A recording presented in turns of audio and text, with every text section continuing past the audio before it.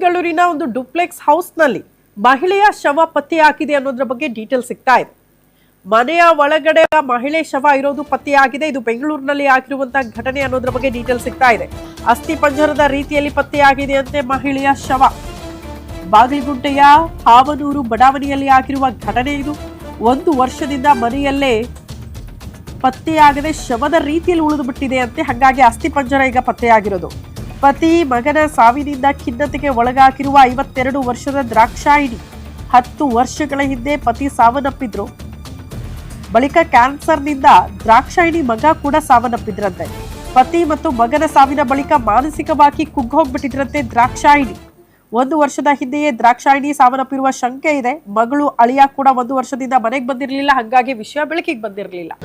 ಹೆಸರು ದಾಕ್ಷಾಯಿಣಿಯಿಂದ ಅವ್ರಿಗೆ ಒಬ್ಬರು ಮಗಳಿದ್ದಾರೆ ಸೌಮ್ಯ ಅಂತ.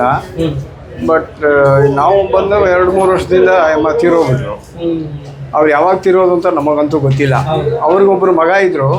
ಮಗ ತೀರೋದ ಮೇಲೆ ಅಮ್ಮನಿಗೆ ಮೈಂಡ್ ಏನು ಅಪ್ಸೆಟ್ ಆಗಿ ಸ್ವಲ್ಪ ಪ್ರಾಬ್ಲಮಲ್ಲಿದ್ದರು.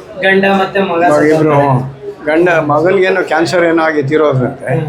ಅದರಿಂದ ಮೈಂಡ್ ಅಪ್ಸೆಟ್ ಆದಮೇಲೆ ಅವರು ಸ್ವಲ್ಪ ಪ್ರಾಬ್ಲಮ್ ಆಗಿ ತಿರುಗಿದ್ರು. ಆಮೇಲೆ ಮನೇಲಿ ಸೌಂಡ್ ಬರ್ತಾಯಿತ್ತು, ಆಮೇಲೆ ನಿಂತೋಯ್ತು. ಏನು ಅಂತ ನಮ್ಗೆ ಅದ್ರ ಬಗ್ಗೆ ಸರಿಯಾಗಿ ಮಾಹಿತಿ ಗೊತ್ತಿಲ್ಲ ಸರ್.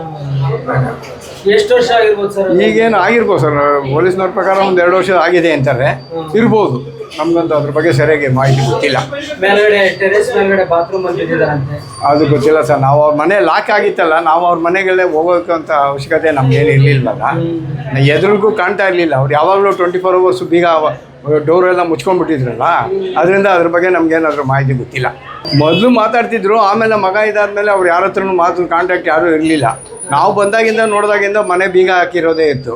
ಏನೋ ಅವಾಗವಾಗ ಅವರೆಲ್ಲೋ ಆಶ್ರಮಕ್ಕೆ ಹೋಗೋರು ಅನ್ನೋರು. ಅದ್ರ ಬಗ್ಗೆ ನಮ್ಗೆ ಅದು ಸರಿ ಮಾಹಿತಿ ಗೊತ್ತಿಲ್ಲ. ಅದೇನೇ ಇದ್ರೂ ಅವ್ರ ಮಗಳ ಬಗ್ಗೆ ಗೊತ್ತಿರ್ಬೋದೇನೋ, ಇಲ್ಲ ಅವ್ರ ಮಗಳಿಗೂ ಅವ್ರಿಗೂ ಏನಾಗಿದೆ ಅದ್ರ ಬಗ್ಗೆನೂ ನಮ್ಗೆ ಸರಿಯಾಗಿ ಗೊತ್ತಿಲ್ಲ ಮಾಹಿತಿ ಪ್ರಕಾರ ಅಷ್ಟೇ ಸರ್.